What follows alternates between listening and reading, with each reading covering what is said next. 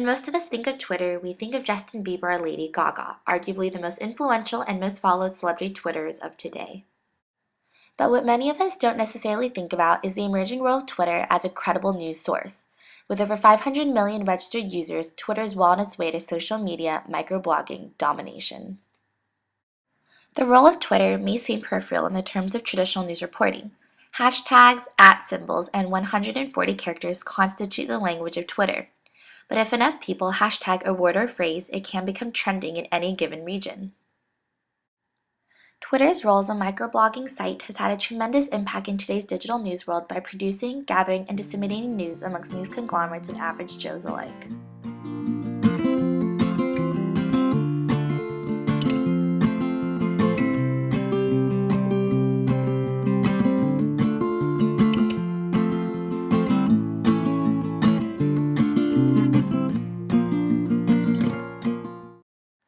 Many users also tweeted to publicly inform loved ones that they were safe and sound.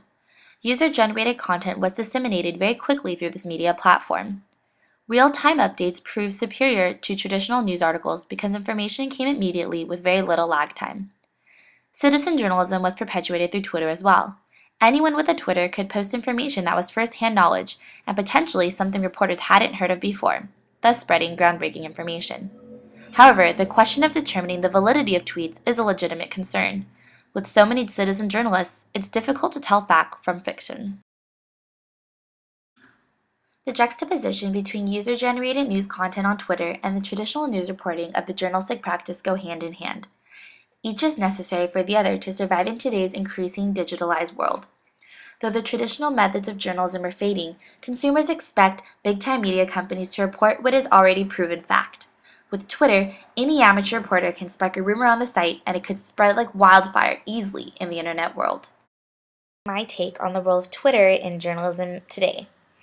So even though the Mumbai attacks served as pretty much the first global instance where we really see Twitter becoming a huge impact in journalism, we see that Twitter is emerging now in citizen journalism and becoming much more than just a status update. News media sources, for example, they love using Twitter now because all we need is a succinct blurb of information. Consumers today, they don't like seeing, traditional news stories. All they really need are little blurbs of information that'll really catch their interest, and then if they're interested, they'll go ahead and choose the article to read.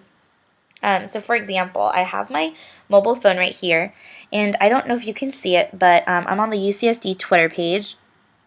And, one of their tweets says, UC San Diego will hold its oldest tradition at noon Friday, the annual watermelon drop.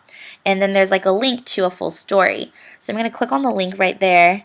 And as you can see, the full article will pop up on my phone. UCSD goes to splatter record in watermelon drop. And then the full article you can read down there. In Born Digital, John Palfrey describes how today's digital consumer reads the news. They graze, dive, and participate. So for example, let's say someone just looks up the Huffington Post on Google.com. The graze consists of just skimming the website, picking out key information, just kind of saying the words, but not really fully understanding anything. The deep dive consists of the reader consuming more information on what they care most about. They attempt to make sense of the news and put it in their own frame or offer their own analysis. Finally, the feedback loop allows for participation for those who want to engage with information on a different context by commenting their own ideas about a particular topic or story via their own podcast, blog, or in the case of my analysis, a tweet. The overarching idea here is for the empowered citizen to talk back, participate, and spread the word about what they've been reading.